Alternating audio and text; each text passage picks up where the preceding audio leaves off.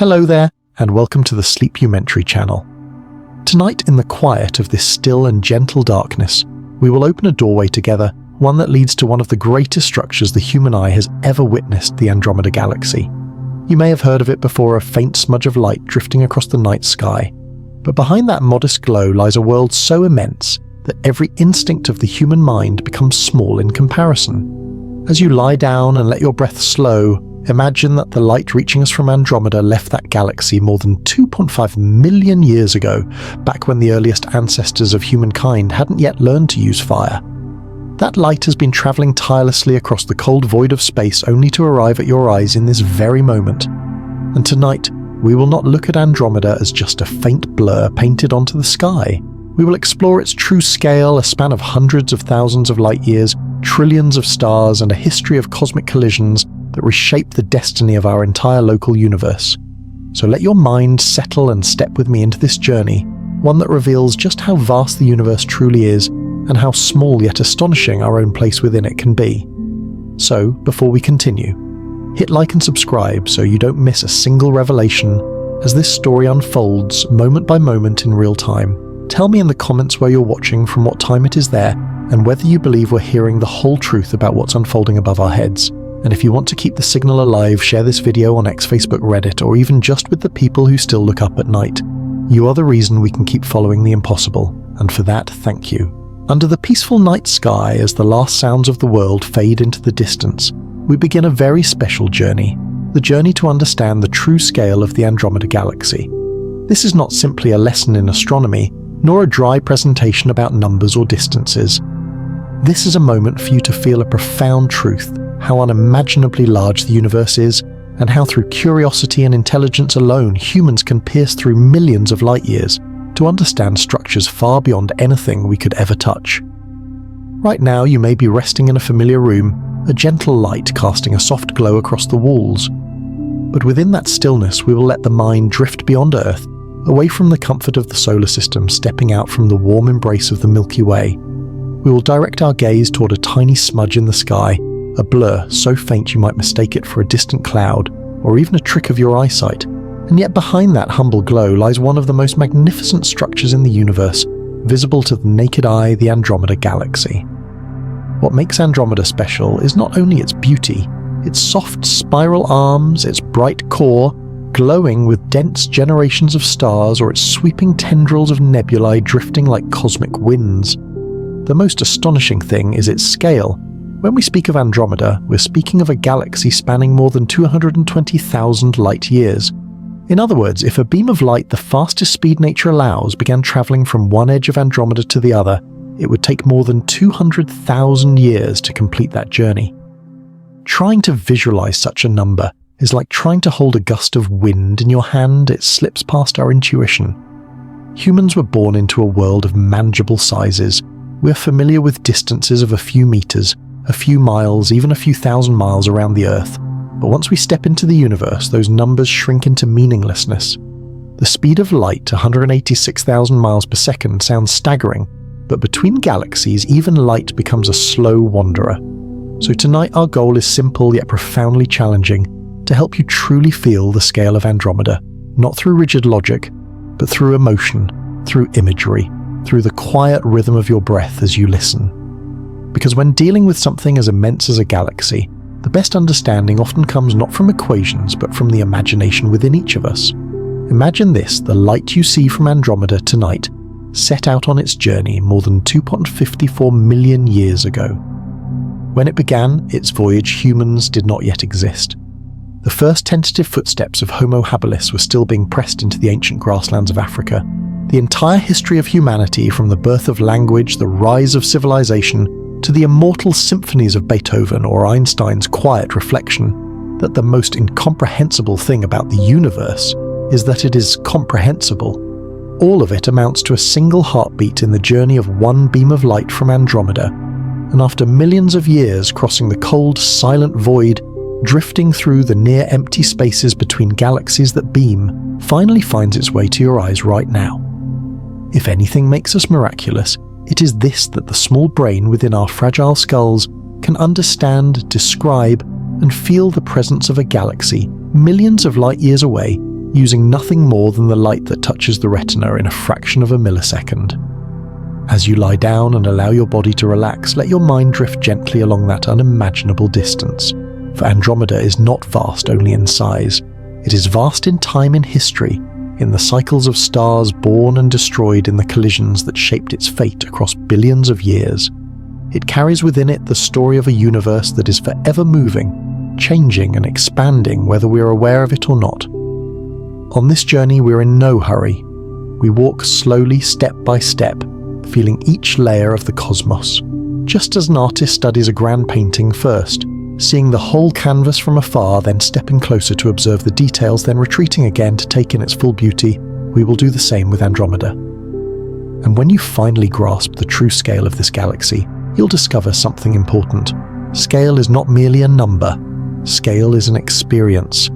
It reminds us that while humans may be tiny specks in the universe, our capacity for understanding is vast enough to touch galaxies at distances we can hardly imagine. As you breathe softly, let that vastness seep into your thoughts like a gentle tide. Don't force yourself to understand everything at once. Simply let the image of Andromeda float in your imagination, a great whirl of light drifting through the dark, sending us stories written in stars' dust and time. And now, as your mind grows quieter and your heartbeat slows, we can take one step deeper into this journey. Because to understand the true scale of Andromeda, we must first learn how to see it right here from Earth with our own eyes. In the next part of tonight's journey, we will step away from the enormous numbers of the cosmos and return to something very simple: how you can see the Andromeda Galaxy with your own eyes. Because before we talk about spiral structure, generations of stars, or dark matter, the journey begins with a very small, very human moment, the moment you look up at the sky. Imagine you are standing under a moonless night where the darkness becomes deep and still like the surface of a quiet lake. The star fields draw shimmering lines across a smooth black sky like mist laid over velvet. There are no city lights, no sound of cars, only you and the sky. In that silence we search for a familiar constellation, Cassiopeia, the one shaped like a W, as if someone had gently folded a crease into the face of the night. Cassiopeia is always the best starting point to find Andromeda because its position is so distinctive it's hard to mistake. Once you've found that W, look at the star that lies in the middle between its two outer points. From there, let your gaze drift downward toward the horizon, as if you're walking along a path of light. Just a few degrees below Cassiopeia, if the sky is dark enough, you will notice a faint oval smudge drifting quietly.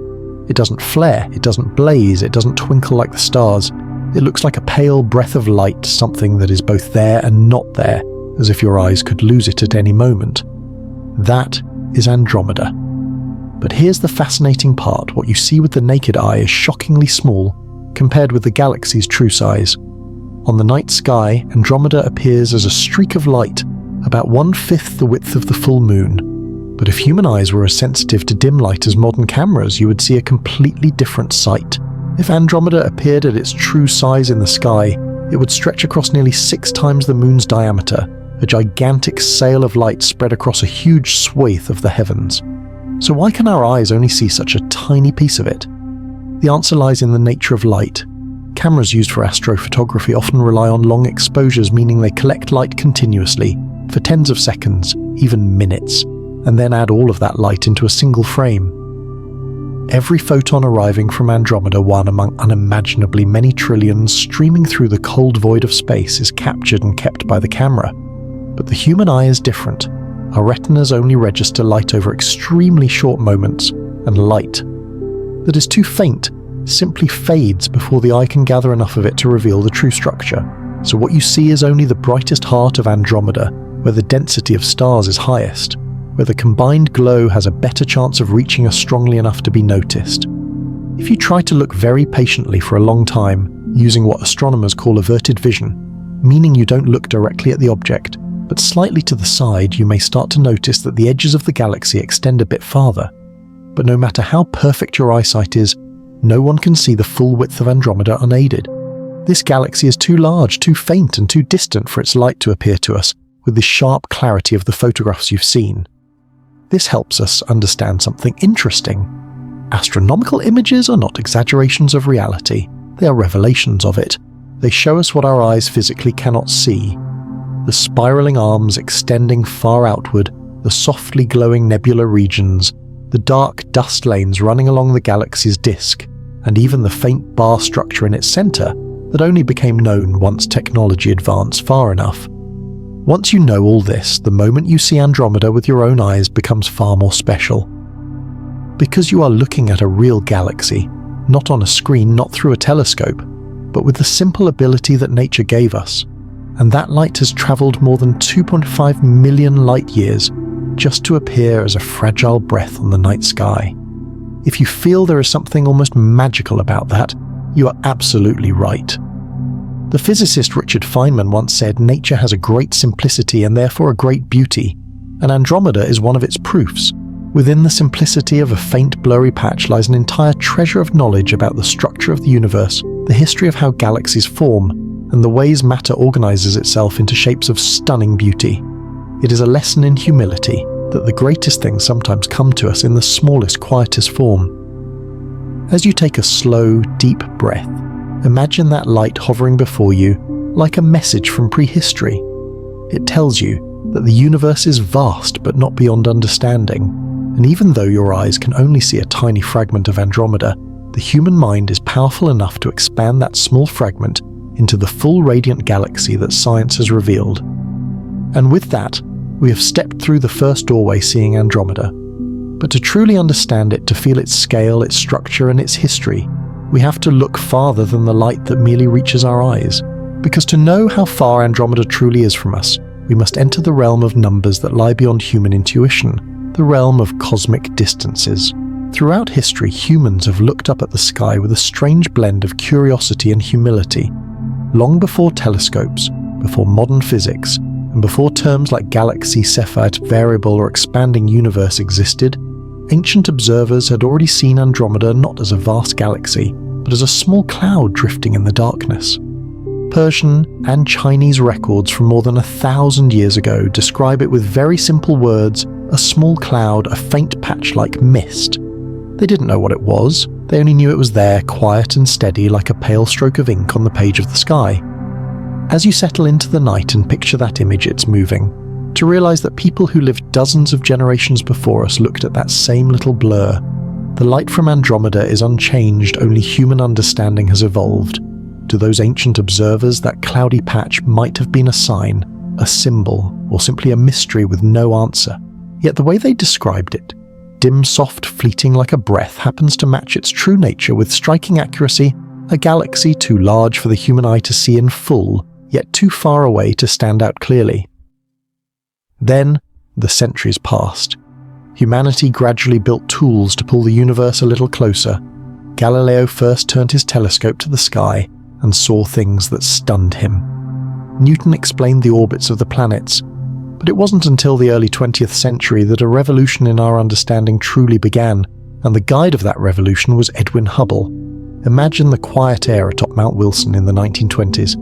Inside a white dome of the observatory, Hubble sits at the controls of the 100-inch Hooker telescope, the most powerful instrument of its kind in the world at that time. Outside, the mountain wind whistles through the rocks. Inside, the young astronomer makes silent notes, his eyes fixed on a faint patch of light that Persians and Chinese observers had once seen with the naked eye. But Hubble isn't just looking at it. He wants to measure it. He wants to know where it truly sits in the universe. To do that, he searches for a special kind of star, a Cepheid variable. Cepheids are the lighthouses of the cosmos stars that rhythmically expand and contract, their brightness waxing and waning in a steady cycle. Henrietta Swan Leavitt, a brilliant astronomer at Harvard Observatory, discovered a remarkable relationship between the period of a Cepheid's brightness variations and its true luminosity. Thanks to her work, she laid the foundation for one of the most important distance rulers in the universe. Einstein once said, "The only source of knowledge is experience," and the experience of observing the light from Cepheid stars became a key that unlocked the frontier of cosmic space. Building on Leavitt's discovery, Hubble began searching for Cepheid variables inside that little cloud. It was a difficult task. The light was incredibly faint, the distance immense. But in 1923 he found one variable star right within that hazy patch. Hubble circled it on the photographic plate and marked it with a single simple note, VAR, short for variable. That moment was like the instant a great cosmic door swung open. From the star's period, Hubble calculated that Andromeda did not belong to the Milky Way, but lay more than 900,000 light-years away, a value later refined to 2.54 million light-years. This meant something earth-shaking: the universe did not consist of just a single galaxy. It was far, far larger than anyone had imagined. The scientific world reeled. Humanity's entire picture of the universe had to expand to a dramatically larger scale. From a small universe containing only the Milky Way, we suddenly stepped into a big universe where Andromeda is just one among trillions of galaxies. That discovery didn't just change astronomy, it changed how humans understood themselves. We were no longer inhabitants of a lone, self-contained cosmos, but citizens of a boundless ocean. When you close your eyes for a moment and imagine the instant Hubble touched that truth, you might feel the stillness in the observatory grow heavier, as if the universe itself were holding its breath. One person with a telescope and a faint photographic plate had perceived a reality that for thousands of years had only appeared as a little cloud. From the humility of ancient observation, humanity had made a giant leap in understanding. Just as Carl Sagan would later say, somewhere something incredible is waiting to be known. Now, as you lie back and let this story weave into the rhythm of your breathing, feel the current of that history, from ancient people gazing at a dim cloud to Hubble recognizing an entire galaxy. Andromeda has become a symbol of the way human awareness can always expand, reaching beyond the limits of imagination. And to continue that journey, we must understand something crucial. How far has the light from Andromeda traveled to reach us? That is why, in the next part, we will step into the strange realm of cosmic distance, where light becomes the oldest clock the universe has left us. In the world of numbers the universe has given us, perhaps none is as beautiful and astonishing as the distance of 2.54 million light-years between the Andromeda Galaxy and Earth. It is a number that feels both very specific and utterly unreal, so far beyond our intuition that it leaves us almost helpless. We can picture a kilometre, 1,000 kilometres, even the distance around the Earth. But a light-year and more than 2.5 million light-years lies far beyond anything we've directly experienced. So before we can truly feel the depth of that distance, let us slowly peel back the layers of information the universe has hidden inside light. Light, something that seems so simple, the thing you turn on in your room, the glow that gently brightens the sky each morning, is actually one of the strangest and most fundamental phenomena in physics. It travels at an almost unbeatable speed, 300,000 kilometers per second. In 1 second, light could travel from Hanoi to New York nearly 40 times. In 1 minute, it could circle Earth about 18 times. And in 1 year, light goes so far that we had to invent a new unit to measure it, the light year. A light year is not a time. It is the distance that light travels in 1 year, about 9.46 trillion kilometers. Set that number next to the familiar scales of everyday life, and it's like comparing a single grain of dust to an entire ocean. But the universe operates on such scales, vast, abstract, utterly beyond any direct analogy to the human world. So when we say Andromeda is 2.54 million light-years away from Earth, what does that really mean? It means the light left Andromeda around the time Homo habilis, our distant ancestors, were still living on Earth. They did not have language as we know it, no sophisticated tools, no dreams of the cosmos. They were simply the first steps in humanity's long evolutionary journey. Try to imagine as one of those first beams of light began its voyage from Andromeda. Our ancestors were walking across rough stone ground, slowly, cautiously, with no idea that millions of years later beings descended from them would look up at the sky and begin measuring that light with mathematics telescopes and a deep searching curiosity. We humans today, with space telescopes, with scientific research, with intelligence and persistence, are observing light that departed a galaxy at a time when the human brain was only beginning to develop its modern neocortex. When you close your eyes and breathe softly, think of that journey light streaming across almost perfect emptiness, where matter is so sparse that a single atom might be lonely in a space of many meters. It passes through regions where time seems to slow under the bending of gravity. It goes through wisps of gas streams of plasma, cold, dark stretches of nothingness, never stopping, never losing patience. And then after millions of years, that light touches your eyes. Not on some distant mountaintop, not necessarily from a giant observatory, but right where you are lying now in this quiet moment before sleep. That is what makes the universe so wondrous, Everything you see in the night sky is already in the past. Not just a little bit in the past, but sometimes hundreds of millions of years old. When you look at Andromeda, you're looking at an ancient photograph the universe took of itself. A photograph preserved in light delivered to us with an unimaginable delay. Professor Stephen Hawking once said, "To understand the universe, you have to be able to imagine it." And perhaps nothing demands our imagination as strongly as the distance of 2.54 million light years. Picture a long timeline stretching out before you. At one end of that line, you're here lying down, breathing gently. At the other end, Homo habilis is holding rough stones to shape them into tools. And running along that entire span is light silently crossing the universe to reach you. This distance also reveals another profound truth: the universe is so vast that even light, the fastest thing in reality, seems slow. While life on Earth has gone through countless evolutionary cycles, the light from Andromeda still has not finished its journey. This helps us understand why our spacecraft, even the Parker Solar Probe or Voyager 1, would need billions of years to reach Andromeda. Human technology, as extraordinary as it is, remains just a small whisper against the scale of the cosmos. Yet it is precisely these limitations that make every ray of light so precious. Light is the only messenger bringing us news from those faraway realms.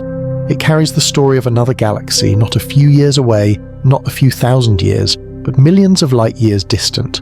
And as you slow your breathing and let your mind drift in that indefinite space, remember that every photon touching your eyes tonight is the outcome of a journey longer than all of human civilization combined. That light tells us that, even though we are small, our intelligence is broad enough to comprehend distances that defy imagination. And so now that we've felt the depth of 2.54 million light years, we are ready to move one step higher from distance to structure, from where is it to what is it. Because to truly understand Andromeda, we must enter the next part, exploring the overall structure of this giant galaxy, where trillions of stars share a dance that has lasted for billions of years.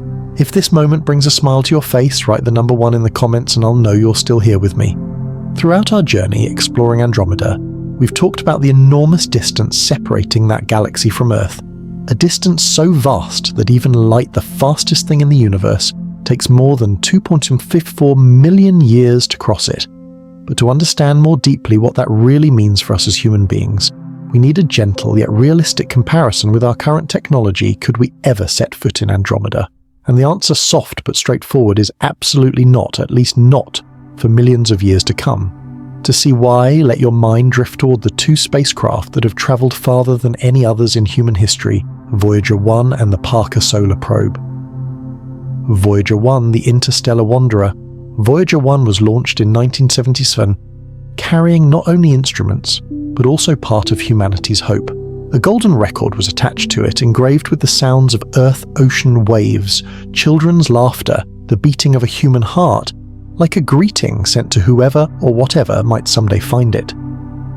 After more than 4 decades, Voyager 1 is traveling at about 17 kilometers, roughly over 61,000 kilometers, an impressive number compared to any vehicle ever built.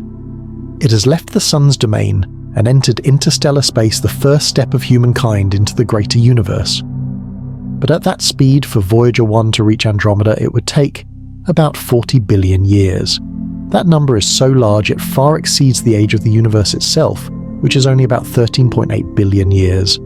This means that even if Voyager 1 had started heading straight toward Andromeda from the very birth of the universe, it still wouldn't have completed even a quarter of the journey.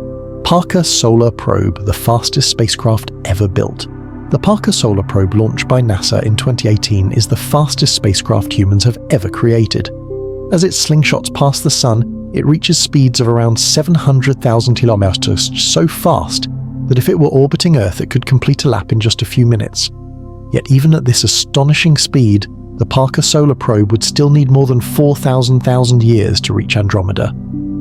And that's only if it could travel in a perfectly straight line, unaffected by other gravitational forces, and never slowing down, something that cannot truly happen in reality. Humanity and the limits of technology. As you listen to these numbers, let them gently dissolve into your imagination. Not to make you feel discouraged, but to help you sense a larger truth: the universe is not designed for us to physically touch every place within it. The speed of light is a natural limit, Our spacecraft, no matter how fast, are still small whispers against the vastness of space. The physicist Max Tegmark once said, "We are not the masters of the universe, we are its witnesses," and that is more true than ever when it comes to Andromeda. We are observers, beings who use our minds to measure what our bodies can never reach. This truth doesn't diminish the beauty of our cosmic journey. It makes it more delicate, more refined, because instead of traveling by engines, we travel by light. Instead of waiting millions of years, we use mathematics, physics, and telescopes to see instantly what lies at the farthest distances. The universe does not require us to go everywhere. The universe asks us to understand it. When technology cannot, the mind still can. Even though our fastest spacecraft would need millions or even billions of years to reach Andromeda, all we have to do is lift our eyes to the sky, and light has already made the journey for us. Each photon crossing space over those millions of years carries the story of stars, nebulae, and perhaps even life in places we can only imagine. Physical spacecraft are slow, but our minds are not. In this moment, you are understanding a galaxy millions of light years away, something even Homo habilis, our distant ancestor, could never have dreamed of. Let that thought bring you a gentle sense of calm and pride. Though we are small, the reach of human understanding stretches as wide as the universe itself. Now that we clearly see how distance keeps us from ever reaching Andromeda with spacecraft, it is time to explore something even more wondrous. The immense structure hidden inside that galaxy, a vast spiral world beyond imagination, where trillions of stars are dancing in a rhythm that lasts billions of years. Now that we've felt the vast distance separating Andromeda and Earth, let your mind float a little more freely, as if you were hovering above the darkness of space, looking at the entire galaxy from the outside. Only when we observe it from afar can we truly appreciate the beauty of this immense structure, not just enormous, but so delicate that it makes us feel both small and strangely special. Andromeda is a barred spiral galaxy similar to the Milky Way but larger, brighter and richer in structure. Imagine a giant disk of light, soft as a thin layer of mist stretching over 220,000 light years. If you could see it at its true size, your night sky would no longer be a vast dark canvas. It would be an ocean of swirling light filling your entire field of view. At the center of Andromeda is a bright bar where stars don't simply follow circular orbits, but move along elongated paths forming a kind of backbone for the entire galaxy. This bar helps maintain the spiral structure, transmitting gravitational forces that shape and extend the galaxy's arms into space. From that bar, the spiral arms slowly unfurl outward, like ribbons of smoke bent by a cosmic wind or the soft brushstrokes of an old oil painting. Within each arm are billions of young stars glowing nebulae and vast clouds of gas where new generations of stars are being born. What makes Andromeda even more impressive is the number of stars it contains, about 1 trillion stars. If each star were a light, then Andromeda would be a city of light stretched to unimaginable proportions. It is about 1.5 times larger than the Milky Way, and its mass is strong enough to curve the paths of light gas and even the small galaxies orbiting around it. When you close your eyes and picture Andromeda rotating in the dark, imagine each star as a glowing speck of dust. The entire galaxy becomes a gentle dance, an almost endless motion, where each full rotation takes hundreds of millions of years. If you could watch that process sped up like a time-lapse film, you'd see Andromeda's arms moving like a galaxy that is breathing gently, rising and falling with the rhythm of time. Carl Sagan once said, "We are made of star stuff." And when you look at Andromeda, that sentence feels especially true. Every star in that galaxy goes through a life cycle, birth, shining, fading, and then leaving behind material that forms the next generation. 1 trillion cycles of life and death are playing out simultaneously in a structure larger than anything we can truly picture. There is something both fascinating and humbling in this. From Earth, we see only the brightest core of the galaxy, the region where the light is strong enough to reach the human eye. Those beautiful arms, those thin streams of gas, those distant nebulae are all hidden from us by sheer distance. But with telescopes' long exposure images and ever more refined technology, Andromeda gradually becomes clearer like a painting, whose layers are being illuminated one by one. Within that structure, every grain of cosmic dust, every cloud of gas, every stream of stars carries the story of time. Andromeda is not a static picture. It is a cosmic organism in motion, evolving. It collides with smaller galaxies, absorbs them into its spiral arms, and adds new chapters to its history. Perhaps the most miraculous thing about Andromeda is that this entire enormous structure is governed by simple gravitational laws, a force invisible yet steady guiding 1 trillion stars into orderly motion. In the silent darkness of space, Andromeda spins like a lonely disk drifting through the void, a movement so slow that human senses can't detect it in day-to-day life. Imagine you are orbiting just outside this galaxy. Below you is a colossal whirlpool of light fading toward the edges and dissolving into the night like a distant candle. Each full rotation of the galaxy is a chapter in the universe's book, a chapter longer than all of human civilization combined. This vastness reminds us that although we are a very small part of the universe, human intelligence and observational power are capable of mapping the entire structure of a distant galaxy through equations, images, and light. Stephen Hawking once said, "The greatest enemy of knowledge is not ignorance, it is the illusion of knowledge." And Andromeda proves that every time science advances one step, the universe appears wider, more complex, and far more beautiful than we had ever imagined. Now, as you relax your body and let these images drift gently through your mind, feel that Andromeda is not just a distant galaxy, it is also a mirror reflecting humanity's journey toward understanding. But to truly delve into the essence of this galaxy, we cannot stop at its large-scale structure. We need to step into its center where gravity is strongest, where the light is most concentrated, and where a colossal mystery is hiding. That is why in the next part we will move into the core of Andromeda, where a supermassive black hole and a dense field of stars together form the beating heart of the galaxy. When we look at Andromeda from afar, the galaxy appears as a soft swirl of light, beautiful, peaceful, and seemingly calm.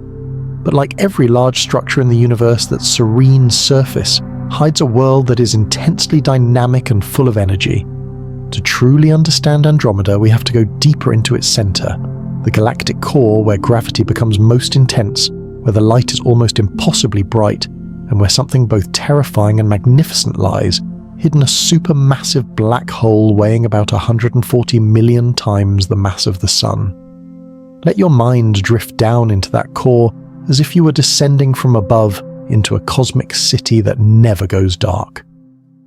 If Andromeda at a distance looks like a dim disk of light, then at the center the light is thick like glowing mist.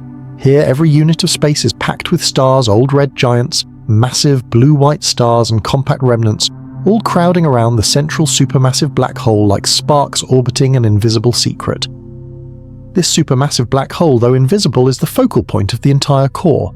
It is not some violent devouring machine gobbling up everything as often shown in movies. It is a gravitational command center, shaping structure, sustaining the motion of stars, and keeping the galactic core intact over billions of years. Stars here move at tremendous speeds like streaks of light on an invisible wheel. Gravity is so strong that if you stood just a few light years away from the black hole, you would see stars racing along tightened orbits like stones whirling on the end of a cosmic sling. And in this brilliantly lit core we also find old stars, those red lamps that have burned through most of their fuel. Their light is not as fierce as that of young stars, but it glows with a warm, ruddy tone like the embers of a fire at day's end. Mixed among them are gigantic stars, each so bright it can outshine the sun tens of thousands of times. Together they form a shimmering sea of light, making Andromeda's core look like a gem glowing from within. The astronomer Subrahmanian Chandrasekhar once wrote, "Stars are the thermonuclear furnaces in which the elements of life are forged." And when you gaze into Andromeda's core, you can see the meaning of that sentence clearly. This is where matter is continuously reborn somewhere within the dense gas clouds. New stars are forming while old stars prepare to explode, a supernova releasing material into space to nourish the next generation. But amid all that brilliance, the supermassive black hole remains the center of every motion. It does not shine, emits no visible gaze, yet its presence is revealed by the incredible speeds of the stars around it. Many stars in the core region move at more than 300 kilometers faster than the most powerful rockets we've ever built. To compare, if such a star passed through our solar system, it would need only a few days to leave it behind. You cannot see the black hole itself, but you can see its gravitational hand as if an invisible conductor were directing an orchestra of stars, guiding each one to move in perfect rhythm within the galaxy's endless dance. From another perspective, Andromeda's core is also a repository of time. The old stars there are living witnesses to the galaxy's 10 billion year history. They carry within their chemical makeup the signature of the early universe low, in metals rich in hydrogen, like an ancient recording we can still listen to. By studying them, astronomers can tell how many collisions Andromeda has experienced, how many dwarf galaxies it has absorbed, and how it has changed over each passing billion years. Perhaps the most fascinating aspect of the galactic core is the contrast blazing light and absolute darkness existing side by side. On one side, a sea of stars radiates intense light. On the other, the black hole, an area of perfect darkness where light itself cannot escape. These two extremes are bound together in a strange harmony, as if the galaxy were reminding us that in the universe, light and darkness always coexist, creating the complete beauty of every structure. Take a slow breath and let yourself feel that. Picture yourself floating near the galactic core, watching stars move so fast that they turn into streaks of light like soft brush lines. Below you, the black hole hangs like a dark lake, bottomless and utterly silent. Yet instead of fear, you feel a strange calm, as if you were standing before the heart of an ancient being. Let that moment soothe your mind. Because Andromeda's core, though distant and intense, reflects the same familiar patterns we know on Earth: birth and death, light and shadow motion and stillness. And now that we've wandered through the heart of this galaxy, we continue outward toward the great spiral arms, where new generations of stars are forming the nurseries of the universe. So in the next part, we will explore Andromeda's spiral arms, the regions where young stars are born within vast glowing clouds of gas. Once we leave the blazing core of Andromeda, where billions of stars orbit the supermassive black hole, like streaks of light on an endless carousel, we begin to drift outward into the galaxy's soft spiral arms. If Andromeda's core is its heart, then the spiral arms are its outstretched hands, nourishing the galaxy's life with new generations of stars. This is where light is born, where matter gathers to form future suns, where the death of old stars becomes the fuel for the birth of young ones. Imagine you're floating in the empty space between those spiral arms. All around you are streams of hydrogen gas and cosmic dust stretching out like fine mist, forming rivers of light that curve along the galaxy's orbit. The spiral arms are not rigid, fixed structures. They are density waves, a beautiful phenomenon in astrophysics, where gas and stars are compressed as they pass through the wave, much like cars slowing down as they move into a traffic jam on a busy road. When compressed, the gas becomes denser, and it is from this density that stars are born. Giant clouds of gas begin to collapse under their own gravity, breaking into smaller glowing knots, each knot a protostar, a sun in the making. Among these newborn stars is a very special group of stars, massive blue giants. So hot they emit intense light that can illuminate an entire region of space. Their temperatures can reach over 30,000 Kelvin, and their brightness can surpass the sun's by millions of times. Because they are so powerful, they live very short lives, only a few million years before they end in supernova explosions. When an OB star explodes, the universe trembles. Shockwaves from the supernova rip outward, compressing nearby gas clouds, and that very compression triggers yet another generation of star formation. A cycle of birth and death that repeats endlessly throughout the spiral arms. The scientist Carl Sagan once said, "Stars are born in the midst of their own ashes." And this is absolutely true in Andromeda. But Andromeda's spiral arms are not only nurseries of stellar life, they also carry scars of events that took place in the distant past. Around 800 million years ago, Andromeda experienced a major collision with a smaller galaxy. The remnants of that collision are still visible today, imprinted as clear asymmetries in the shape of its arms. One side is stronger and brighter, where OB stars are more concentrated. The other is thinner and less active, like a gentle scar that time has left behind. Astronomers can read these scars the way archaeologists read ancient layers of Earth.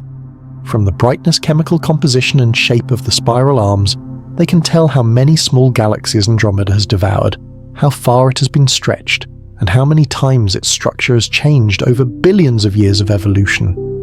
In your mind's eye, imagine each arm of Andromeda as a long ribbon coiling through space. In some regions, the ribbon is thicker, brighter, that's where young stars are being born. In other parts, it is thinner, and more still places where the galaxy is resting, waiting for a new event to awaken another burst of star formation. If you listen carefully in the silence of your imagination, you might feel the gentle rhythm of the spiral arm, a slow dance, lasting hundreds of millions of years, yet one that forms the very heartbeat of the galaxy. In particularly bright regions of the arm's UV light from OB stars shines through gas clouds, making the entire area glow from within. You can picture these regions as fireworks frozen in time spheres of intense energy that appear perfectly still to a distant observer. And then, as with everything in the universe, the cycle continues. OB stars live fast and die brilliantly. Their supernovae scatter metals throughout space. Those elements gather in gas clouds to form a new generation of stars, perhaps including a star with rocky planets. And on one of those planets, a being might someday look up at the sky and wonder, where did we come from? The physicist Brian Cox once said, "We are simply a way for the cosmos to know itself." And when you look at Andromeda's spiral arms, you feel that deeply. Because within those slowly turning arms lies our own story, the story of matter of light, of the cycles of birth and death, from which life itself may emerge. As you let your breath slow and the image of those spiral arms soften in your mind, you may realize that Andromeda is not just a distant galaxy. It is a mirror of the universe itself, where the past, present, and future of stars touch one another in a wordless symphony that has been playing for billions of years. And after strolling through these stellar nurseries, we continue our journey toward one of the most intriguing features of Andromeda, a giant star-forming ring about 32,000 light-years from the galactic center, where the youngest light is bursting into existence. So in the next part, we will explore the 32,000 light-year star-forming ring, a gateway to the brightest regions of Andromeda, as we drift away from the wide spiral arms where generations of stars are constantly born and fade like the long breaths of a galaxy. A special structure begins to emerge more clearly in images of Andromeda, a gigantic luminous ring located about 32,000 light-years from the galactic center. From a distance, it looks like a faint halo surrounding the galaxy's heart. But when observed with telescopes sensitive to ultraviolet UV light, this ring flares up brilliantly, so bright it appears like a shimmering band of blue-violet ink drawn across the darkness of space. This is Andromeda's star-forming ring, one of the most active regions in the entire galaxy. And to feel its beauty, imagine you are floating just above this glowing ring where millions of young stars are burning with intense light, a radiant ring in UV. The reason this ring shines so strongly in UV is simple yet deeply elegant. It contains an abundance of young stars, especially OB stars, those scorching hot stars that emit most of their light in the ultraviolet range. UV light is not always visible to the human eye, but telescopes like Galaxy and Hubble have translated that light into images we can see, and the result is a stunning ring of light like a glowing necklace wrapped around the galaxy's core. But what makes this ring truly fascinating is not just its beauty, it's the physics behind it. The role of the bar, the heart, that directs the flow of matter. As we saw earlier, Andromeda has a central bar, a bar-shaped structure, where stars move not in simple circles, but along stretched orbits. This bar is not just a decorative centerpiece for the galaxy, it's a gravitational pump drawing gas from the outer regions inward toward the center. Imagine the bar as a spoon gently stirring a glass of water. As it turns, the water doesn't just swirl around, it's also pulled toward the center. In Andromeda, the bar does something similar to the massive gas clouds. The inflowing gas doesn't simply fall straight into the core because of angular momentum. Instead, it piles up at a gravitational sweet spot about 32,000 light-years from the center. There, the gas density rises, creating ideal conditions for new stars to form. The result, a vast star-forming ring, tens of thousands of light-years across, blazing brightly in UV like a luminous belt wrapped around the galaxy's heart. Young stars, the blue-violet torches of the cosmos. Let your imagination gently guide you into the interior of that glowing ring. Here, space is saturated with the light of millions of stars in their most brilliant phase. OB stars, enormous blue-white giants, radiate such powerful energy that they can evaporate the gas clouds around them. Their light bathes the region in shades of blue-violet UV, making the ring appear like a halo of youthful fire around an ancient galaxy. You might picture each star in the ring as a torch, whipped fiercely by cosmic winds, blazing bright but brief. OB stars live fast and die young. After just a few million years, they end their lives in thunderous supernovae. Those explosions send shockwaves into nearby gas, compressing it and triggering yet more bursts of star formation. This is a cycle of stellar life that has repeated itself for hundreds of millions of years, an imperfect ring, and that's the most interesting part. Andromeda's star-forming ring is not perfectly circular. It has brighter segments, dimmer sections, and soft distortions like curves shaped by a timeless wind.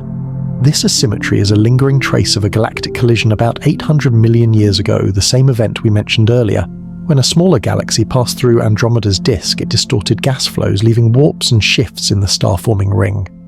Like a stone thrown into a pond, it created ripples that are not perfectly symmetric, yet carry a unique beauty of their own. Today, thanks to infrared and UV observations, astronomers can reread the history of that collision by studying how the star-forming ring has been warped, like reading a diary written in light. The galaxy is a living being breathing through its ring. If you observe Andromeda in different wavelengths, infrared, optical, UV, the star-forming ring stands out like a pulse in the galaxy. It is where energy is being generated, where the youngest light erupts, where raw matter is transformed into stars. Imagine the galaxy as an ancient living being. Its core is the heart. Its spiral arms are the arms. And the 32,000 light-year star-forming ring is the rhythm of its breath, a slow cycle you can only see if you watch over millions of years. The physicist Sean Carroll once said, "The cosmos is within us. We are made of star stuff. And when you gaze at that star-forming ring, you feel this in a very real way. The light from those young stars is the same kind of light that once forged the elements that make up our bodies. When the bright ring leads us into darker realms where matter hides." After contemplating this radiant star-forming ring, we continue our journey farther out toward the galaxy's edge. Here the light begins to fade, structure becomes more diffuse, and new stories emerge. Stories told not by what we can see, but by what we can only infer. Because in the next part we will explore one of Andromeda's greatest mysteries, the role of gas dust, and especially dark matter in keeping the galaxy intact and spinning as a single, coherent whole. As we leave the brilliant 32,000 light-year star-forming ring behind, we enter a region of Andromeda where light is no longer the main character. Here, space becomes quieter, darker, and the structures more subtle. Instead of the strong blue-violet glow of OB stars or bright UV halos, we begin to perceive a different language of the universe, gas dust, and the galaxy's rotation. And it is precisely from these motions that humanity uncovered one of the greatest mysteries in all of cosmology, dark matter, a substance that cannot be seen, does not shine, and does not interact with light, yet governs the motion of entire galaxies. The flat disk and differential rotation, a dance that visible matter alone cannot explain. First picture Andromeda as a gigantic disk suspended in darkness. Within this disk, billions of stars, gas clouds, and dust lanes move along circular or elliptical orbits around the galactic center. They do not rotate like a solid object. Instead, they exhibit differential rotation, meaning the inner regions rotate faster and the outer regions slower, similar to how the wooden slats of a water wheel spin. But in the 1970s, when astronomers listened to this music of motion through velocity data, they found something strange. According to Newtonian gravity, the outer regions of a galaxy, where there are fewer stars and less visible matter, should rotate much more slowly than the inner parts. But when they plotted Andromeda's rotation curve, they discovered the opposite. The rotation speed does not drop. It stays roughly constant, even rising slightly. This was a huge surprise. If only visible matter stars' dust gas were present, Andromeda could not spin that fast. The gravitational pull from what we can see would not be strong enough to keep the outer stars from flying off into space. It's like spinning a disk too fast, things at the edge should be flung away. Yet in Andromeda, the outer stars remain glued to their orbits. This can only happen if the galaxy contains a vast invisible mass that provides extra gravity. The dark matter halo, a hidden cloak around Andromeda, and so the concept of a dark matter halo was born. This is an invisible cloud surrounding the entire galaxy, much larger than the stellar disk we see. For Andromeda, this halo may extend up to 600,000 light-years, enveloping the galaxy like a thin cloak that is unimaginably heavy. Dark matter doesn't shine, it doesn't reflect light, it doesn't absorb light. But it bends space, and that curvature holds Andromeda together. Imagine you're watching a dancer spinning on a stage. From a distance, you only see the dress swirling. You don't see the muscles, bones, or subtle forces at work in the body to keep balance. Dark matter is that skeleton, the structure you can never directly see, but which keeps the galaxy's dance from falling apart. The physicist Vera Rubin, who first observed these strange rotation curves in spiral galaxies, once said, "We had found the mass of the universe, and it was not what we expected." Andromeda was one of the first galaxies that helped humanity realize this. Hydrogen gas, an important link in the story. One way to see what cannot be seen is to observe hydrogen gas, the most abundant baryonic material in the universe. In Andromeda, hydrogen isn't just concentrated near the galactic center. It stretches far outward all the way to the disk's edge into regions where starlight is almost gone. When astronomers observed the 21-centimeter emission line, the characteristic signal of neutral hydrogen, they found that even hydrogen clouds hundreds of thousands of light years from the center are rotating surprisingly fast.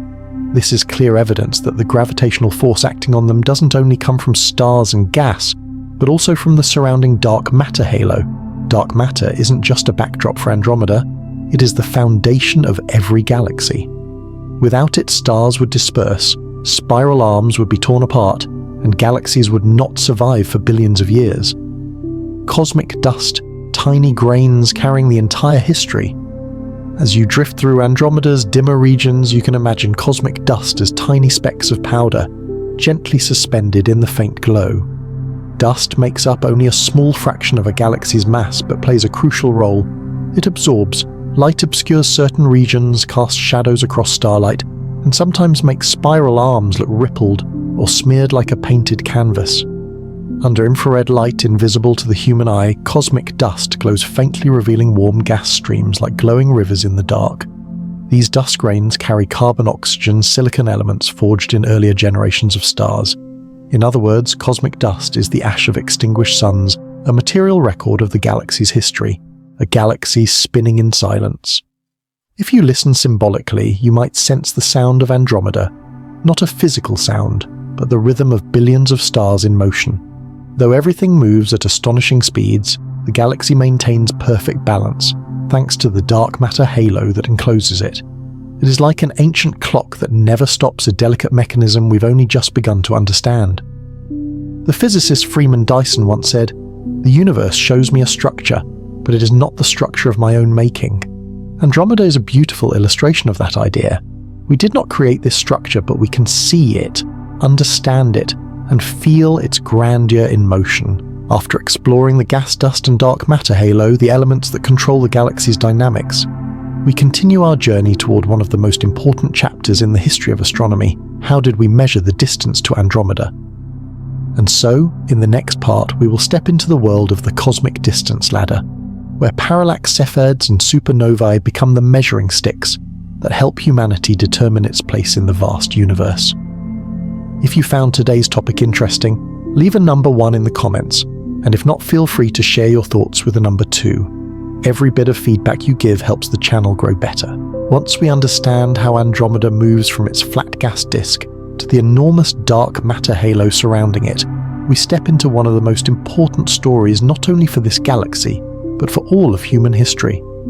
How do we know that Andromeda is 2.54 million light-years away from Earth? Because in the universe, distance is not something we can measure the way we measure the length of a road or a field. There is no physical ruler long enough to bridge the gap between Earth and a distant galaxy. No one can place markers in interstellar space, nor can we send out a signal and then simply wait for a reply over millions of years.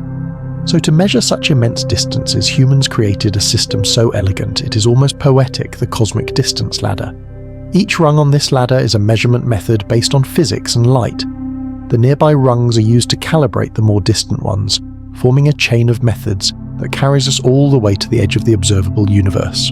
And right in the middle of this ladder, as a crucial anchor point, is Andromeda. The first rung, parallax, measuring from Earth's own motion. Parallax is a simple, yet brilliantly conceived way to measure distance. It's based on something very familiar when you close one eye and then switch to the other. The object in front of you seems to shift slightly.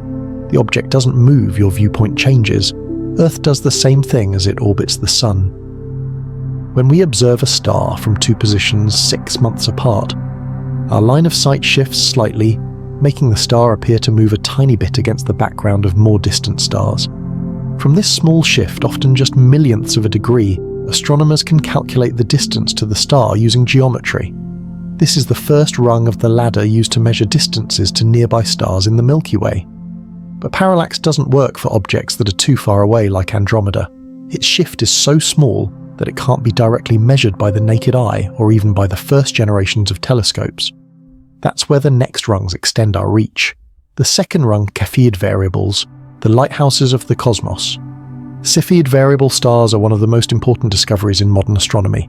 They have a remarkable property: their brightness changes in a regular cycle, and that cycle is directly related to the star's true luminosity. This relationship was discovered by Henrietta Swan Leavitt in 1912, a quiet but monumental contribution. If you know a Cepheid's period, you know its true brightness. If you know its true brightness and compare it to its observed brightness, you can calculate the distance to the star. Physicist Richard Feynman once said, "Nature uses only the longest threads to weave her patterns." Cepheids are exactly those long threads. They tie the Milky Way to its neighbouring galaxies. One night in 1923 at Mount Wilson Observatory, Edwin Hubble found a Cepheid in Andromeda. He circled it on a photographic plate and wrote var next to it, a tiny note meaning variable. From that single star, he calculated Andromeda's enormous distance, proving that it was not a nebula within the Milky Way but an entirely separate galaxy. That was the moment humanity expanded its universe from a single galaxy to a vast sea of trillions of them. From the Cepheids, the ladder could be extended even further. The third rung, supernovae, brilliant final flares. Some stars end their lives in explosions known as type ER supernovae, extraordinary events with nearly uniform brightness across the universe. Because they are billions of times brighter than the Sun, they can be seen in extremely distant galaxies. By measuring the apparent brightness of a type Ia supernova and comparing it to its known intrinsic brightness, astronomers can determine distances to galaxies hundreds of millions, even billions of light years away. Thanks to supernovae, we can measure the universe on its larger scales, and it was through these measurements that we discovered the accelerating expansion of the universe, a finding that led to the 2011 Nobel Prize in Physics.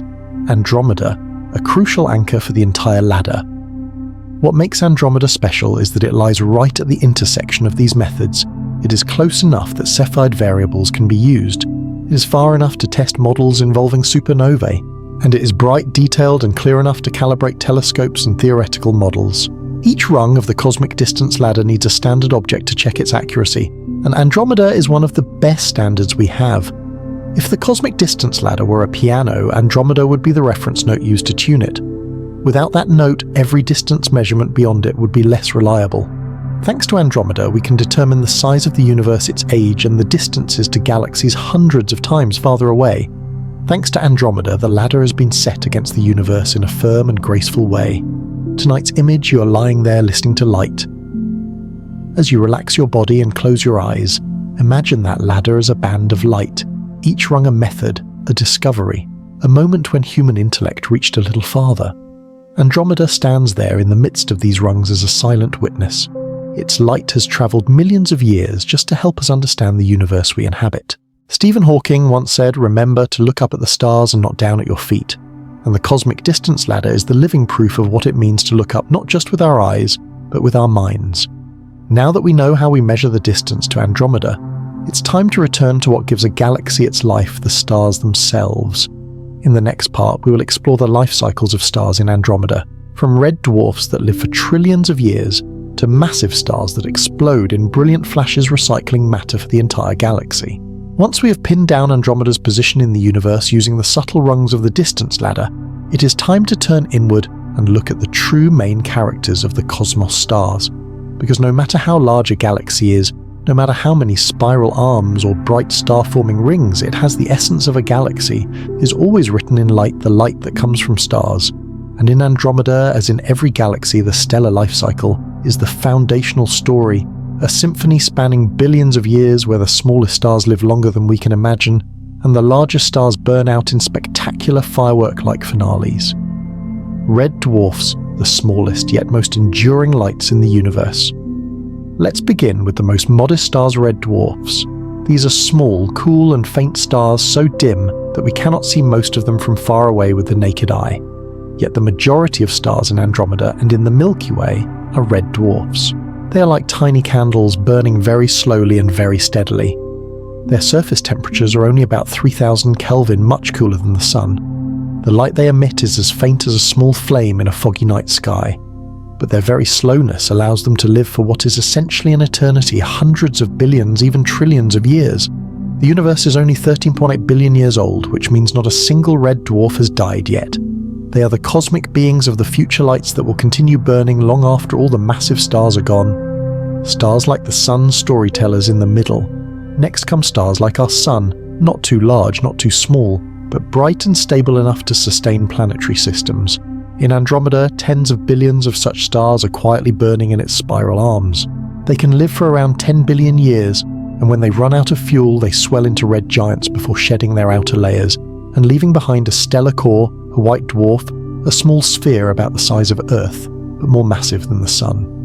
When we look at the faint white dwarfs in Andromeda's central regions, it's like we're observing the galaxy's memories, the quiet remnants of ancient suns. Giants and supergiants, brilliant, brief torches. At the other extreme are the giant and supergiant stars, the ones that live fast and die violently.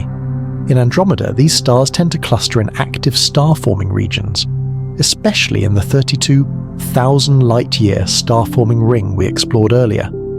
They shine millions of times brighter than the Sun and are so hot they emit sharp blue-white light. But the price of such brilliance is a very short life, only a few million years. Then when they run out of fuel, they explode as supernovae. A single supernova can outshine the entire galaxy for a few weeks, releasing enough energy to be seen from other galaxies. These explosions create heavy elements like gold, uranium, and iron elements that eventually go into forming planets, oceans, living bodies, and even us. Carl Sagan once said, "We are made of star stuff." And that is literally true. The carbon in our bodies, the oxygen in our breath, the iron in our blood, all were created in these violent stellar deaths in galaxies like Andromeda. Recycling matter, the chemical life of a galaxy. A galaxy is not a static structure. It is a chemical ecosystem.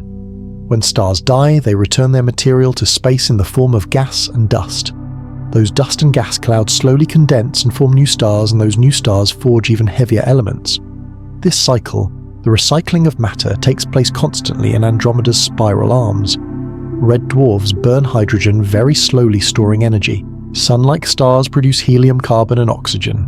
Massive stars burn all the way up to silicon and then explode, creating iron, nickel, gold. Each generation of stars makes the galaxy more metal-rich, a process known as chemical evolution. Thanks to this process, rocky planets like Earth can form. Thanks to this process, life has a material foundation. Over billions of years, Andromeda has been gradually enriched, chemically speaking, like a field that is nourished by thousands of seasons of flooding and renewal, a galaxy as a garden of stars. When you close your eyes and picture this entire cycle, imagine Andromeda as a cosmic garden. Red dwarfs are ancient, patient trees. Sun-like stars are strong leafy trees sustaining the ecosystem. Massive stars are flowers that bloom in an instant, then cast their seeds across space. No type of star is better or more important. Like any ecosystem, a galaxy needs them all, from the smallest stars to the brightest giants, and even the ashes left behind by explosions. Physicist Brian Cox once said, "The death of one star is the beginning of another." In Andromeda, that statement is so accurate it might as well be a natural law. From stellar lifetimes to invisible flows of energy, when you sense the life cycles of stars, you're feeling the dynamic, ever-renewing nature of the galaxy. But to understand Andromeda even more deeply, we must look at something that doesn't shine, doesn't glow like stars, yet reshapes the space between those stars in powerful ways. From here, our journey leads to the next part: galactic magnetic fields and cosmic rays, the invisible streams of energy shaping the interstellar environment inside Andromeda. After walking through the life cycles of stars in Andromeda, from tiny red dwarfs to supergiants exploding like fireworks, our journey now takes us to a subtler, deeper layer of the galaxy. A layer the human eye can never see, yet one that threads its way through every corner of space, galactic magnetic fields and cosmic rays. These are silent, invisible flows of energy operating in the dark, like Andromeda's secret heartbeat. If starlight is what the universe shows us openly, then magnetic fields and cosmic rays are what it whispers, stories told not with light but with force and energy. Galactic magnetic fields, an invisible web enclosing Andromeda. Imagine seeing Andromeda not with your eyes, but with a different sense, a sense that can feel magnetic force. The entire galaxy would appear as a delicate mesh woven from magnetic field lines, stretching across tens of thousands of light years. Galactic magnetic fields aren't strong like the magnets on your refrigerator. They're incredibly weak, too weak to detect with ordinary instruments. But they envelop Andromeda completely, passing through its spiral arms, its star-forming rings, and the spaces between stars. Their origin may come from the rotation and motion of gas and plasma within the galaxy, a process called the galactic dynamo, where the motion of electrically conducting matter generates magnetic fields, much like how Earth's rotation creates its own magnetic field. If you could see this field, you would see it twist gently along Andromeda's spiral arms like threads of light stretched taut by cosmic winds. Synchrotron radiation, the song of near-light speed particles. A magnetic field by itself is silent. But when charged particles, electrons, protons race through it. At nearly the speed of light, something remarkable happens. Synchrotron radiation. This is light emitted as those particles are forced into curved paths by the magnetic field. It is mainly in the radio spectrum, and because of it, radio telescopes can see regions of strong magnetic fields in Andromeda. Think of synchrotron radiation as the song of high-energy particles. Our eyes cannot see it, our ears cannot hear it, but giant radio telescopes such as the VLA or Effelsberg can detect it and turn it into images. These maps reveal that magnetic fields are strongest in the spiral arms. The fields follow the shape of the galaxy. Regions of active star formation have the strongest synchrotron emission, where supernovae produce many high-energy particles. When Edward Purcell said radio astronomy is the art of listening to the universe, he described exactly what we are doing when we observe Andromeda in radio waves. We are listening to the galaxy. Cosmic rays, invisible messengers. Cosmic rays are extremely energetic particles that originate from supernova explosions, jets from neutron stars, or violent regions where young stars are forming.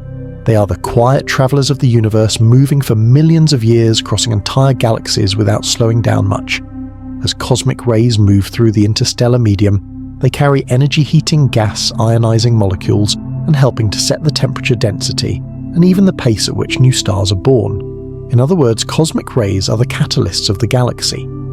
They help determine the conditions in which stars can form. Even though we cannot see them, they influence nearly every process from how gas clouds collapse to how dust glows in infrared light. A galaxy that lives, breathes, and moves. If we immerse ourselves in Andromeda's interstellar medium, we can feel all three components. Gas, dust, and magnetic fields interacting in a slow, subtle dance. Gas provides the raw material. Dust stores the memory of dead stars. Magnetic fields shape the motion of plasma. Cosmic rays carry energy and help trigger new star formation. Andromeda, therefore, is not just a collection of stars. It is a complex energy system operating in silence. It is like a sea of mist where every droplet is influenced by unseen currents, flowing beneath the surface. As you drift towards sleep, picture yourself gliding through Andromeda, not seeing it with your eyes, but sensing it. You see the soft glow of the stars, but beneath that glow lie invisible streams of energy, delicate filaments of magnetic field, and tiny high-energy particles racing through space like the bloodstream of the galaxy. You can almost feel how Andromeda breathes, not with air, but with the flow of plasma, magnetic fields, and interstellar energy. In the quiet, you seem to hear the universe whisper. Even in silence, the universe is full of motion. And once we understand these invisible flows of energy, it is time to turn our gaze toward brighter, more colourful regions, where dust and gas gather into majestic clouds. So in the next part, we will explore the nebulae of Andromeda, the enormous clouds that both nurture and shape new generations of stars. A world of colour, light, and structures so beautiful it feels as if the universe itself is painting. Once we've begun to feel the invisible currents flowing through Andromeda galactic magnetic fields, synchrotron radiation, and cosmic rays, our journey now carries us into a realm that is brighter, softer, and far more visual. The nebulae, the vast clouds of gas and dust where light is born, reflected, hidden, or preserved like the memory of ancient supernovae. If stars are the actors of a galaxy, then nebulae are the stage, the backdrop, and sometimes the diary that holds millions of years of history. In Andromeda, the spiral galaxy closest to us nebulae are not just pretty glowing patches. They are maps that show us where stars are forming, where supernovae once exploded, and how streams of matter are flowing between the spiral arms. H2 regions, where light is born. H2 regions, ionized hydrogen nebulae, are enormous clouds of hydrogen gas ionized by the intense ultraviolet light from young OB stars. When UV light from these hot stars strikes hydrogen atoms, it strips away their electrons, creating plasma that glows with a characteristic soft reddish-pink light. In Andromeda, H2 regions stretch along the spiral arms like gentle flames, along a giant cosmic string of Christmas lights hanging in space. Imagine a cloud of gas hundreds of light years across glowing softly, like a veil of mist lit from within. These are the places where stars are born, the cosmic maternity wards. Carl Sagan once wrote, "Starbirth is the most poetic of cosmic processes," and H2 regions are where we see that poetry most clearly. Reflection nebulae, where light brushes against dust. Not every nebula shines by itself.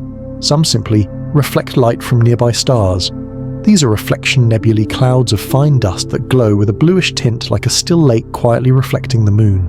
In Andromeda, reflection nebulae often surround newly formed star clusters, where the powerful blue-white light from OB stars scatters off tiny dust grains. Imagine cosmic dust as crystal sand, each grain smaller than a millionth of a centimeter, yet able to scatter starlight and turn an otherwise dark region into an ethereal, glowing space. These are the gentlest, most delicate regions, as if the galaxy were exhaling soft breaths of light. Dark nebulae, the galaxy's shadows. If H2 regions blaze like fire and reflection, nebulae shimmer like mist, then dark nebulae embody the beauty of shadow.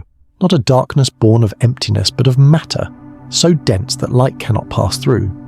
Dark nebulae are clouds of gas and dust so thick they block the starlight behind them. When we photograph Andromeda, we see long dark streaks across the bright spiral arms. These are the dark nebulae. These regions are not voids. On the contrary, they are cradles of new stars where cold dense gas collapses under its own gravity to form stellar embryos. Astronomer Eddington once said, "From darkness stars are born, and dark nebulae are the perfect proof of that. Supernova remnants, rings of death and rebirth." In Andromeda, whenever a massive star explodes, it leaves behind a scar of light, a supernova remnant. These remnants are bubbles of gas blown outward by shock waves, sometimes tens of light years across, glowing faintly in radio-optical or X-ray wavelengths. If H2 regions represent birth and dark nebulae represent nurturing, then supernova remnants represent ending and renewal. Because in supernova explosions, heavy elements like iron, gold, and carbon are hurled into space, providing the raw material for the next generation of stars. These remnants are like ripples spreading out on the surface of a pond after a stone falls in waves that travel outward and change the surrounding environment, triggering new processes to begin. Andromeda's star formation map, a story written in nebulae. When astronomers map Andromeda in different wavelengths, they see that its nebulae are arranged in a beautifully musical pattern. H2 regions cluster along the spiral arms. Reflection nebulae surround young star clusters. Dark nebulae lie in sheets and lanes along the edges of the arms. Supernova remnants are scattered like circular echoes of memory. Together they form a living map of star formation across the galaxy. But this map is not static. It changes over time. Nebulae collapse, brighten, fade, are blown apart and then form again. Seen from afar, Andromeda looks like a cosmic painting still in progress, its brushstrokes never fully dry. As you sink into your imagination, imagine yourself floating among these nebulae. The red glow of an H2 region flickers like a distant flame. The blue sheen of a reflection nebula is as gentle as moonlight on a still lake. Long bands of dark nebulae stretch like black silk across the night sky, and somewhere nearby the silent echo of a supernova remnant lingers like the last breath of an ancient star. The universe has never been truly still.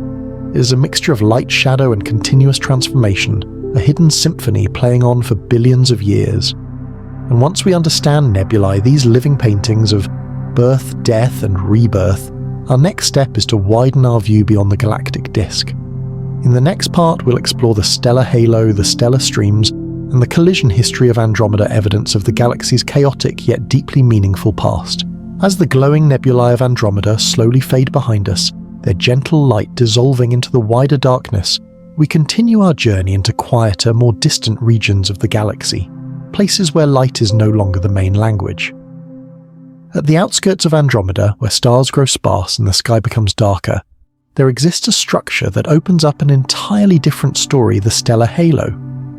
Unlike the rotating galactic disk with its clear spiral arms, the stellar halo is a faint extended envelope stretching hundreds of thousands of light-years drifting around Andromeda like a quiet, ghostly cloud. But don't let that calm appearance fool you, because in the stellar halo we find not only the galaxy's oldest stars, but also the record of a violent, chaotic and fascinating past. The stellar halo, Andromeda's ancient record. The stars in the halo are generally very old, very metal-poor, and their motions are not neat or ordered like the stars in the disk. They move randomly like dust motes floating in a shaft of morning light. These stars are considered fossils of the galaxy's formation events. Their chemical compositions preserve the conditions of the eras in which they were born.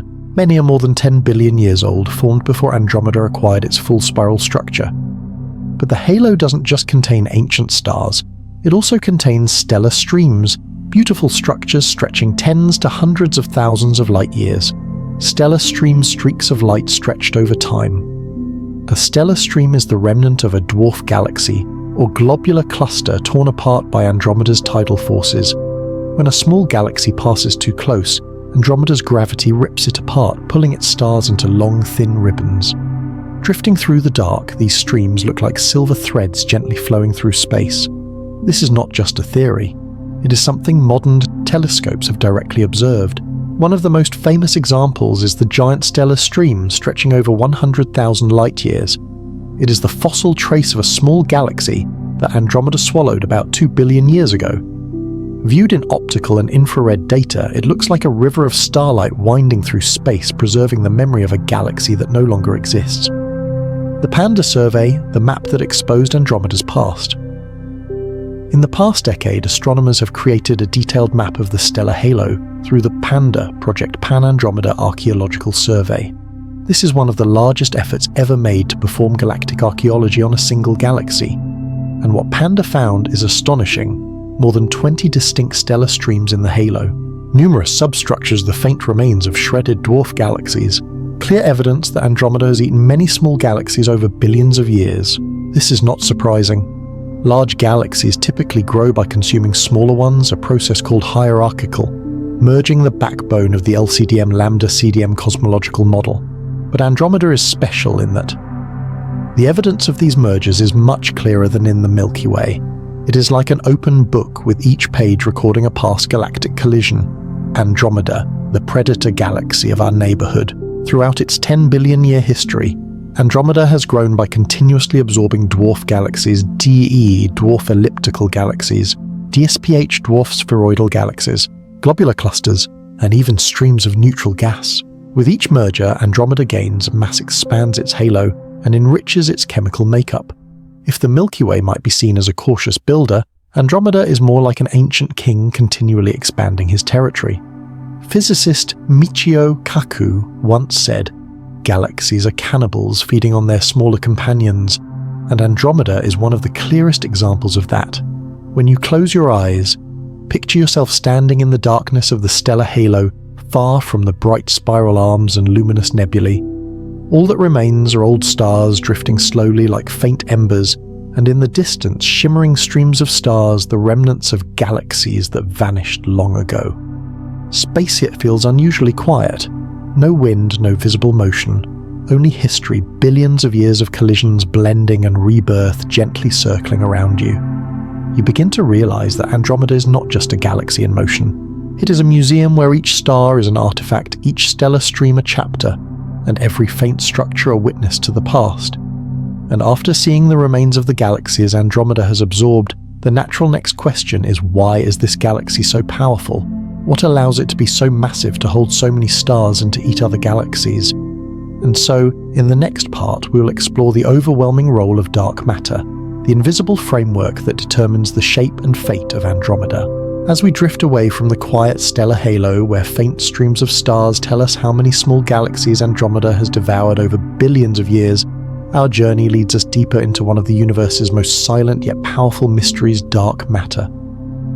If starlight is what the universe shows us, then dark matter is what the universe hides. If stars, planets, and nebulae form the glowing surface of a galaxy, then dark matter is the underlying frame that supports the entire structure, a frame no one can see, but upon which everything depends. The dark matter halo and invisible shadow around Andromeda appears to us as a spiral disk about 220,000 light-years across, but that is only the part we can see. Surrounding the galaxy is a much larger structure, a dark matter halo extending up to about 600,000 light-years, nearly 3 times the diameter of the stellar disk.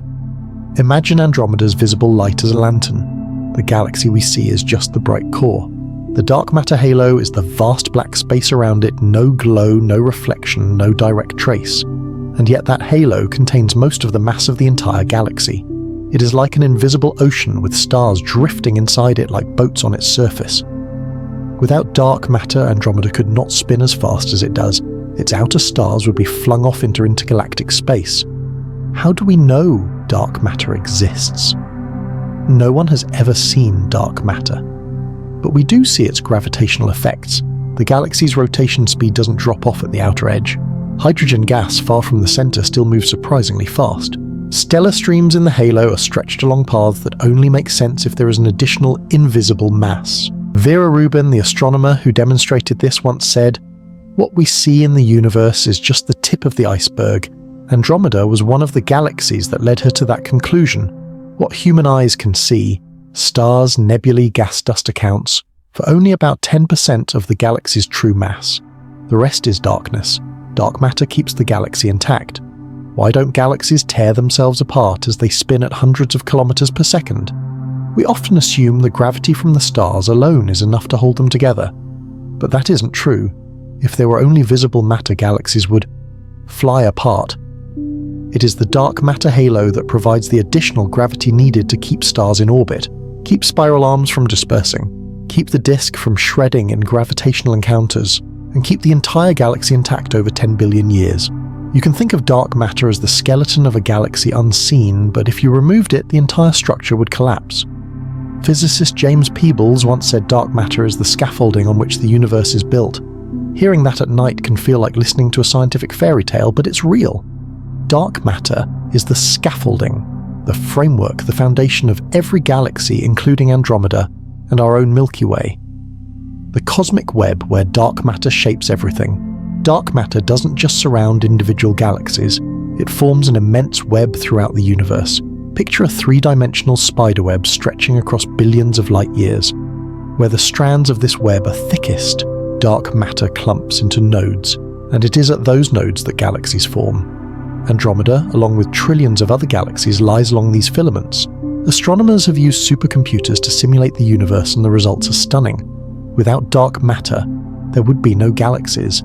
Without dark matter halos, Andromeda could not have its present shape. Without those invisible gravitational threads, stars would drift apart like dust in the wind, feeling the presence of what cannot be seen. As you close your eyes, imagine yourself drifting through Andromeda's dark matter halo. There is no light here, no color, only deep, quiet space filled with something our senses cannot directly detect. And yet you know you're passing through a region that holds more than 90% of the galaxy's mass. It's a feeling both humbling and mysterious. As if the universe was softly telling you not everything real can be seen. And perhaps the most important things in the universe, as in life, are often the ones we cannot look at directly. Now that we understand why Andromeda can exist and maintain its shape over billions of years, it's time to look outward to the small galaxies orbiting Andromeda and to the ancient collisions that have shaped its destiny. In the next part, we'll explore Andromeda's satellite galaxies and how a series of collisions 8–10 billion years ago helped create the galaxy we see today. As we step away from the dark matter halo where invisible gravity has held Andromeda together for billions of years, our gaze begins to meet the small but meaningful companions orbiting the galaxy. They are not as radiant as nebulae, nor as majestic as the spiral arms, yet each satellite galaxy carries a story, a trace of ancient history. And in the quiet of the universe, these companions whisper of a great event that occurred 8–10 billion years ago, when Andromeda experienced a violent collision with another galaxy, an event that shaped its structure up to this very day. The companions of Andromeda around Andromeda orbit more than 30 satellite galaxies, from faint dwarf galaxies to clearer structures such as M32 and M1 and 10. Each satellite is like a small fragment in the grand mosaic of galactic evolution. M32, the strange dwarf elliptical galaxy. M32 lies so close to Andromeda that it has been stretched by tidal forces.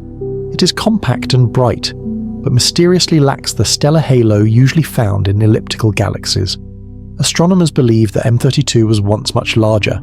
Its outer layers were stripped away by Andromeda in an ancient collision. Now it remains as the surviving core of a once more substantial galaxy. NMLS, the dwarf elliptical with scars. Humantes also orbits Andromeda and carries peculiar regions of young stars. Its outer edges show elongated streams of stars, clear signs of past gravitational interactions. Ultra-faint dwarfs, UFDs. These are the smallest galaxies ever discovered, so faint they are nearly invisible. Yet they have extremely high dark matter ratios, very few stars, ancient chemical compositions. These UFDs may be relics of the universe's first galaxies, born when the cosmos was only a few 100 million years old. Like tiny oil lamps, UFDs emit a faint but precious glow, illuminating the early days of galactic history. Satellite galaxies aligned on a single plane, the testimony of a galactic death. One of the strangest things about Andromeda's satellites is many dwarf galaxies lie aligned along a thin plane stretching hundreds of thousands of light years. This contradicts standard cosmological models which predict satellites should be distributed randomly in three-dimensional space like bees flying freely around a hive, but instead they line up like leaves swept along by an ancient current. Astronomers believe that this plane of satellites is the remnant of a large galaxy torn apart 8-10 billion years ago. Its fragment star clusters, dwarf galaxies' stellar streams were flung outward along a giant plane. Over time, these pieces settled into orbit as Andromeda's present-day satellites, like a shattered ceramic vase whose fragments Andromeda kept now circling it endlessly. Observational evidence when light tells the story of the past. Deep surveys such as Pandas Pan-Andromeda Archaeological Survey have mapped Andromeda's halo and confirmed stellar streams stretching hundreds of thousands of light years, ring-shaped, arc-shaped and shell-shaped structures matching simulations of major mergers, regions with unusually low metallicity signatures of stars born in another galaxy. All these data tell an ancient story. Andromeda once consumed a large galaxy and many small ones. The collision disrupted its disk, and it left behind the plane of aligned satellites we see today. As Neil deGrasse Tyson once said, "We are part of a universe that is in constant motion, collision and rebirth." Andromeda is one of the most vivid demonstrations of that truth, a memory still echoing. If you close your eyes, imagine the scene 8 to 10 billion years ago. A large galaxy approaches Andromeda. Gas and dust begin to twist together. Spiral arms stretch, then tear apart. Billions of stars are pulled from their orbits and hurled into space. After hundreds of millions of years, the intruding galaxy is completely destroyed. What remains, its core, its stars, its clusters, its dwarf galaxies, becomes the satellites we observe today. It is a story of loss, but also of renewal. From that ancient collision, Andromeda grew larger, stronger and richer in chemical elements. In tonight's quiet darkness, you may sense this. Even galaxies carry memories of what has been lost and still continue moving, as though the past forever whispers through the wings of the cosmos. And after seeing Andromeda's companions, fragments of a galaxy long gone, it is time to turn toward a story no less extraordinary. A comparison between Andromeda and our own Milky Way, and the great collision awaiting us in the future. As we listen to the story of satellite galaxies and the ancient shards still orbiting Andromeda like forgotten stars from a primordial collision, the journey carries us toward one of the most breathtaking chapters of the cosmos, one that belongs not to the past but to the future. A future that Earth itself, if life still endures, may one day witness the collision between Andromeda and the Milky Way. Two galaxies, two giants in a vast universe. If galaxies were cities of light drifting across a cosmic ocean, then Andromeda and the Milky Way would be the two brightest megacities in the Laniakea supercluster, the continent of galaxies we inhabit. Andromeda is slightly larger, about 220,000 light-years wide, containing around 1 trillion stars, surrounded by an enormous dark matter halo.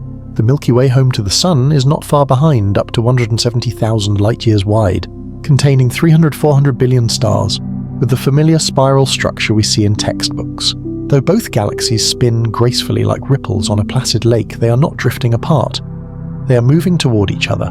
when space shrinks at 110 kilometers per second. The distance between Andromeda and the Milky Way is 2.54 million light-years. Vast, yes, but shrinking every second. Andromeda is rushing toward us at 110 kilometers, about 400,000 km/h, faster than any spacecraft humanity has ever launched. This is not random motion. It is the gravitational pull between two giant galaxies. Like two massive drops of water on a smooth sheet of glass, they are slowly being drawn together until they eventually merge into one, a collision unlike anything you imagine. When people hear galactic collision, they imagine catastrophic explosions, stars smashing into one another and skies filled with fire. But the truth is far gentler. Stars are extremely far apart. The chance of two stars colliding directly is nearly zero. The collision between Andromeda and the Milky Way will be more like two vast clouds of starlight drifting through each other, then being pulled back by gravity, until they finally merge into a single structure. Gas clouds will collide, triggering enormous star formation waves. The central black holes will begin a spiraling dance, eventually merging into a single supermassive black hole. It will not be noise and flame, but a slow, majestic transformation.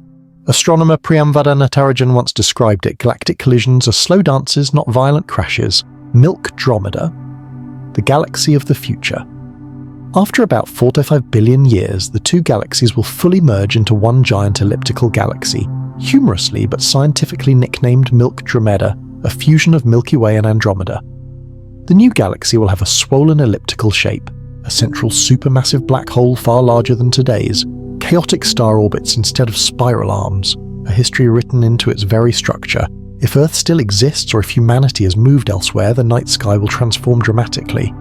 Over tens of millions of years, Andromeda will appear larger and brighter, eventually filling the entire sky before dissolving into the new galaxy.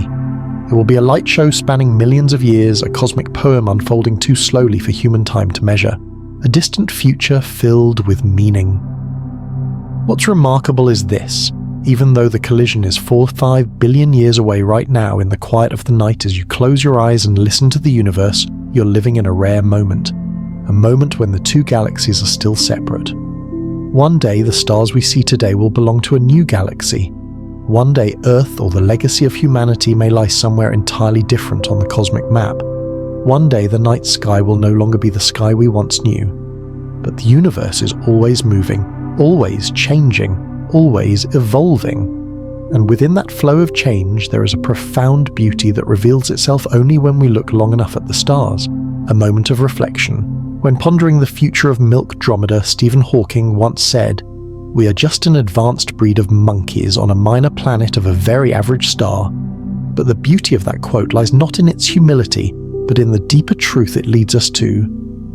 Those small humans can look billions of years ahead, measure the velocity of galaxies, and predict the future of an entire region of the universe. The cosmos is immense, yet human curiosity can reach toward what seems impossible. And now, after contemplating the distant future of the two largest galaxies in our cosmic neighborhood, it is time to return to a more human and fundamental question: could life exist in the Andromeda Galaxy? And what does the universe's limited visibility, its backward-facing window into the past, tell us about the possibility of other civilizations, the possibility of life, and the limits of observation? As our journey through Andromeda carries us toward the future collision of two colossal galaxies, another question quietly rises through the darkness of the cosmos. Could there be life out there, looking back at us from that distant place?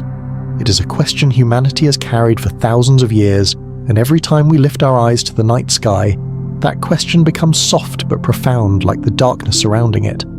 Andromeda contains roughly 1 trillion stars, and simulations suggest that each star may host an average of 1-3 planets. That means somewhere in that galaxy, the closest major galaxy to us there, may be billions of rocky worlds, billions of shimmering oceans under starlight, and billions of atmospheres, thick or thin, each with its own destiny. But we cannot see any of them directly. The 2.54 million light-year distance makes every point of light from Andromeda far too faint. Planets, whether Earth-sized or larger, are drowned in the glow of their host stars like tiny grains of dust lost in the sunrise. Even our greatest telescopes from Hubble to James Webb can discern only the structure of the galaxy, not its tiny individual worlds. Yet the unseen is not the same as the non-existent. Astrobiologists often say that microbial life may be as common as raindrops in a cosmic storm, because the basic conditions for life, liquid water carbon, and a stable energy source appear throughout the Milky Way and likely in Andromeda as well. The true uncertainty is not simple life. The true uncertainty is, could intelligent life exist there? Here we touch one of physics' most haunting paradoxes, famously asked by Enrico Fermi, where is everybody? A simple question carrying the silence of the entire night sky. For though the universe holds trillions of galaxies each with hundreds of billions of stars, we still haven't heard a whisper from any other civilization.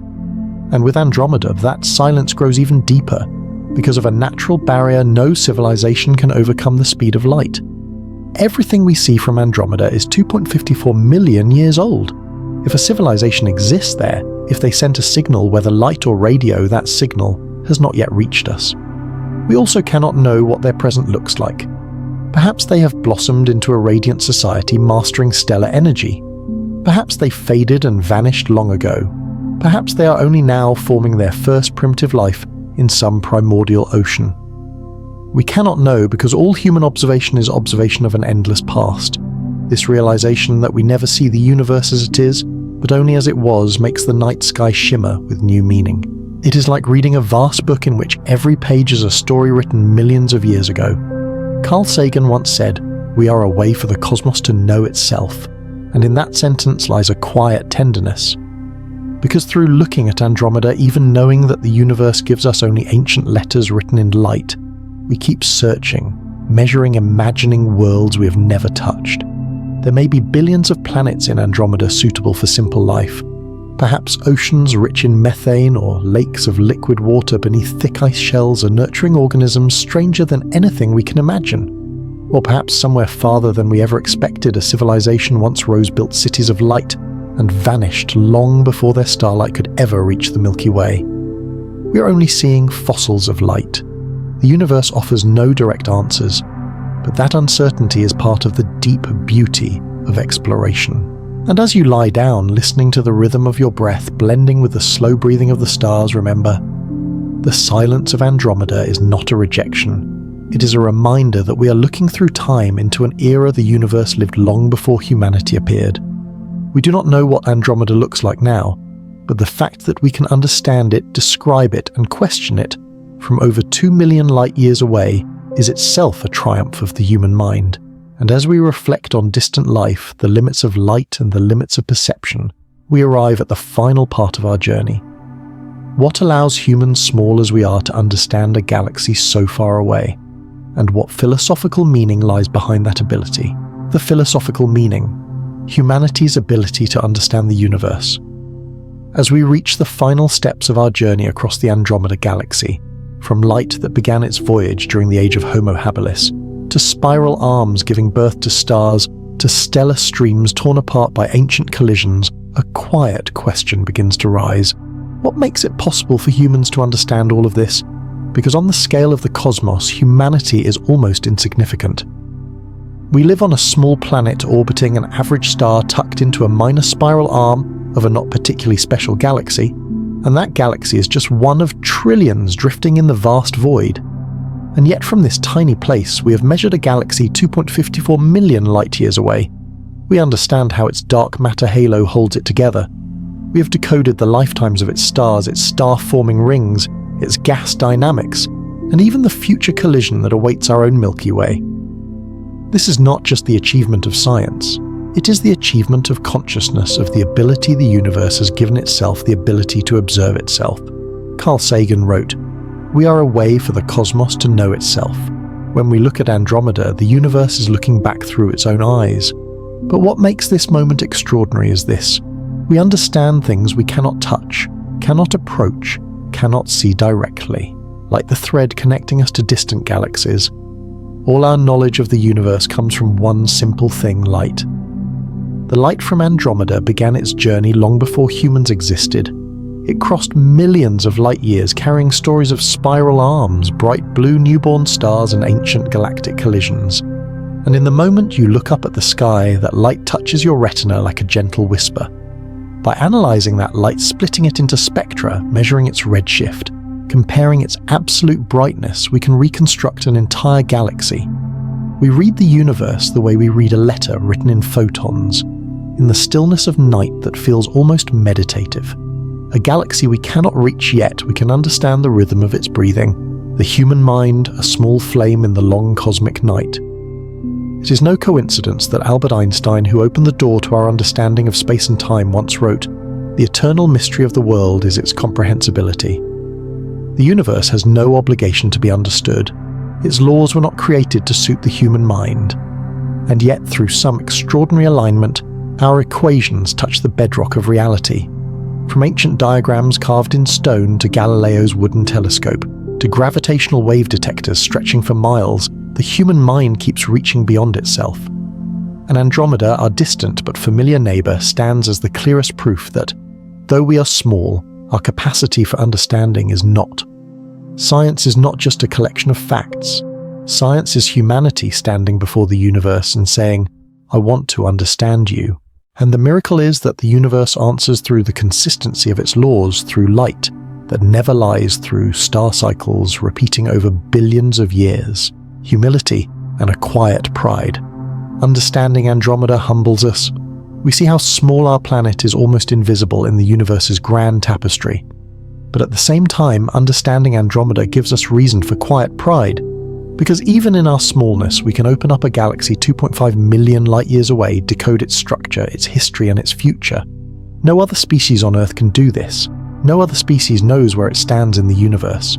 The ability to understand the cosmos may be the deepest essence of being human, touching the horizon of the impossible.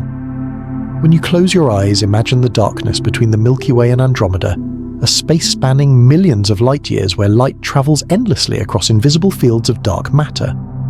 And remember that we stand in one tiny point within that darkness, yet we can reconstruct the entire story of two giant galaxies. It is like standing on the shore of an endless ocean and understanding waters we have never swum in. The universe is vast beyond imagination, but precisely because of that, every small step of understanding becomes a gentle, radiant victory of the human mind. And so our journey through Andromeda comes to its end. From a faint blur in the night sky, we followed ancient light to uncover an entire galaxy, 220,000 light-years wide. We crossed its history, its collisions, its star-forming rings, its central black hole, its shredded stellar streams, and finally arrived back where we began, at the small but extraordinary nature of humanity. Because the most beautiful thing Andromeda teaches us is not its distance or its number of stars or the future Milkdromeda. The most beautiful thing is this: we can understand all of it. In the gentle darkness of night, as you listen to the universe breathing, remember that the human mind, though only a small flame, is strong enough to illuminate galaxies millions of light-years away. Let that thought carry you into sleep, that you live in a vast, mysterious universe, but one that can be understood. And you are a part of that miracle. Good night beneath the whispers of the stars.